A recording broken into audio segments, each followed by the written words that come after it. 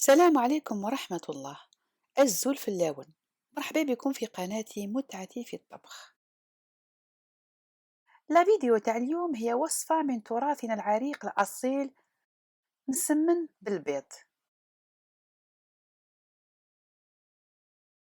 واخترت نعمل هاد لا فيديو بالاشتراك مع جوزة من قناة مكابانو ديليس، وهي معروفة كذلك في قناة سميرة تيفي الجزائرية.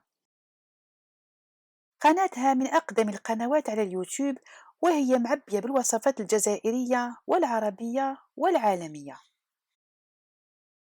إذن هي غنية عن التعريف، مهارة وإبداع في فن الطبخ بصفة عامة، وفي تشكيل المسمن بصفة خاصة. واليوم تقترح علينا جوزة الشكل المثلث للمسمن. هي صح الفيديو ديالها كامل بالفرنسية، ولكن طريقة سرد وصفاتها غنية عن كل تعليق. مسمن وعليه الكلام يا أختي جوزة، يشهي مع كاستاي روعة. إذا نحط لكم في صندوق الوصف رابط تاع هاد لا فيديو تاع المسمن مثلث، ورابط قناتها على اليوتيوب. نرجع لوصفة المسمن ديالنا. إذا ناخد كيلو تاع السميد رطب، أي سموليكس تخافين، حفنة فارنة، وشوية ملح. والحاجة الجديدة في هذه الوصفة هو أني حطيت نص كاس شاي تاع زيت الزيتون. في أغلب الأحيان المسمن تاعنا يكون عنده بزاف الجهد، وكي ناكلوه يجي كي البلاستيك، وهذا راجع لنوعية السميد اللي يكون بزاف معلك.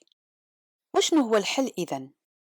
الحل هو أنه نزيد شوية تاع الزيت في السميد، ما نكتروش، هكذا المسمن تاعنا يجي سهل في الماكلة. وتاني الكمية القليلة تاع الزيت ما راحش تأثر بشكل سلبي على العجينة. العجينة تاعنا رايحة تجي شابة وتتعلق كما يحب الخاطر. نبل السميد ديالي بشوية بشوية بماء بارد حتى نتحصل في الأخير على عجينة تكون يابسة نوعا ما، لأنه السميد رقيق بزاف كي الفارنة ما عنده ما يشرب. إذا العجينة تاع السميد رطب مع السخانة كي ترتاح رايحة تنطلق وتتعجن وحدها، ولكن أنا نفضل نزيد نعجنها شوية باش تتعلك مليح.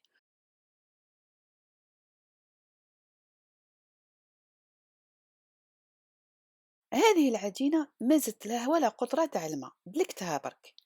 رايحة نطول عليكم إذا دخلت في تفاصيل هذه النتيجة الشابة، ولكن رايحة نحط لكم في صندوق الوصف فيديو مستقل بالتفاصيل المملة عن أسرار هذه العجينة. إذا نقرص العجينة ديالي إلى كويرات، احنا بالقباية نقولوا أسكنوا في غركثية، ونخلي ثيكوليفين تاعي أو الكويرات تاع العجين يرتاحوا في الصينية تحت فين بلاستيكي أو كتانة مبلولة. مدة راحة الكويرات ديالنا تقدر تروح لحتى ساعة، لأن العجينة تاعنا ما راهيش جارية. بعد ما ارتاحوا الكويرات تاعنا ونطلقوا مليح مليح، نقدروا نبداو في تشكيل المسمن تاعنا.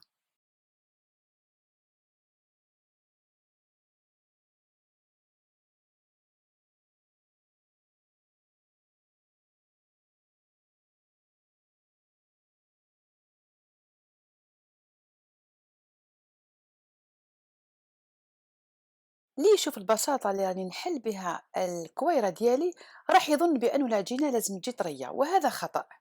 لأنه كما راكم تشوفوا راهي حاكمة روحها مليح مليح، ولكن الشرط الوحيد هو الراحة التامة باش تنطلق، وبالتالي تجي سهلة في الحلان.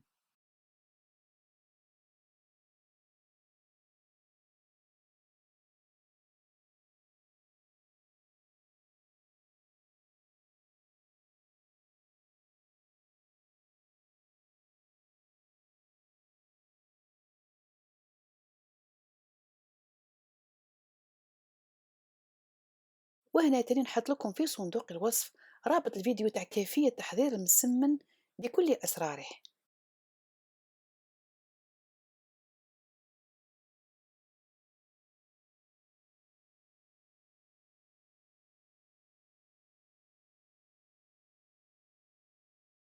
نطيب المسمن على نار متوسطة في طاجين أو مقلاة تكون ثقيلة، ونرمي عليه خيط تاع الزيت من فوق وقبل ما نحطو يطيب، وهذا هو السر باش ما يجيش يابس.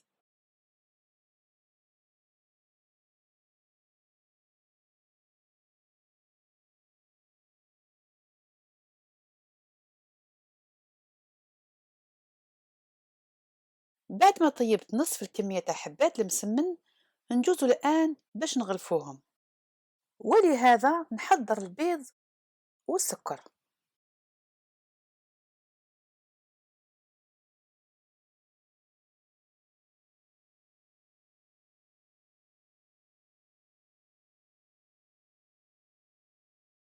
إذا نحل العجينة كيما حليتها المرة الأولى،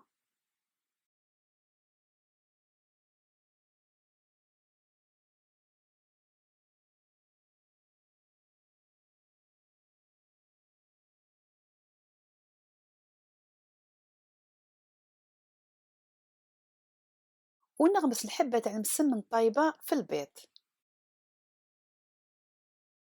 نحطها في وسط الورقة وندردر عليها السكر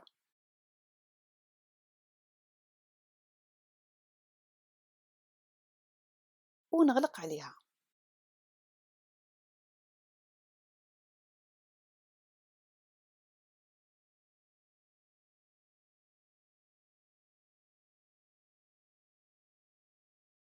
ندهن المسمن تاعي بشوية تاع الزيت ونطيبه بنفس الطريقة اللي طيبت المسمن من قبل. حاجة أخرى تاني، ما كان لاه نضل نقلبه في المسمن عدة مرات فوق الطاجين، مرة واحدة تكفي، لأنه هذا يجعل المسمن تاعنا يجي يابس تاني.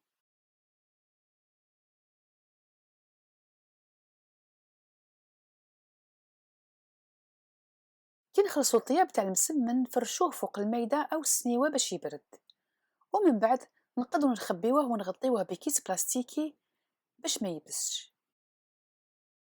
احنا في عادتنا في بلاد القبائل ديما لازم ندهنوا المسمن تاعنا بزيت الزيتون، والمذاق تاعو يجي هايل. والآن نقطع لكم حبة ونشوفوها من الداخل كيفاش دايرة. شوفوا السهولة اللي راني نقطع بها المسمن ديالي، وهذا كله راجع للزيت اللي درناها داخل السميد.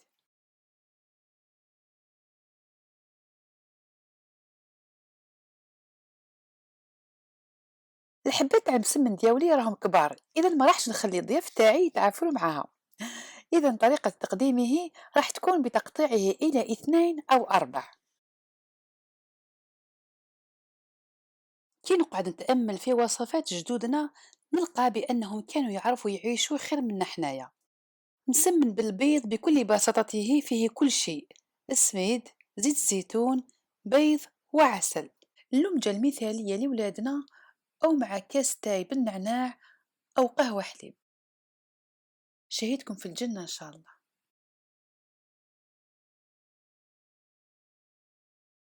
فيديو المسمن بالبيض وصلت إلى نهايتها، وكما نقولكم دايما إذا عجبتكم بارتاجي، وما تنساوش تروحوا تزوروا قناة جوزة مكابان وديليس.